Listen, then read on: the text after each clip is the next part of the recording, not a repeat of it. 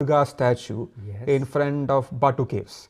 I had the good fortune of being at Batu caves a couple of weeks ago. Oh, very nice. And it's again like how the caves have existed for a long period of time, but the temples being built inside that. So this, we are now talking about 130-year history before, right? This is 1890s when one of the Tamil merchants, Thambusami Pillai, who was the person who started creating the temple within the Batu caves area and started then building the tallest Murugan statue.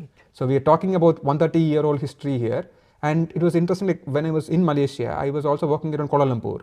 And in Kuala Lumpur, there's a Mahamariamman temple. The same person, he first probably built this temple, and then he built the one in Batu caves, which is about 40 minutes from Kuala Lumpur city. And very strong influence in terms of Thaipoosham being the biggest festival. When you go around there, you almost feel like you are in Tamil Nadu, in terms of language being spoken predominantly. And it's not just what they have done with the main caves, what they've also done around it, right? So they have a, similar to what you might see in some of the scriptures in Angkor Wat, there is also these elements around Ramayana caves. They have created like a whole cave where they have not stone sculptures, but more of 3D physical ones. This is more recent history. I think they kind of did it about 10-15 years ago.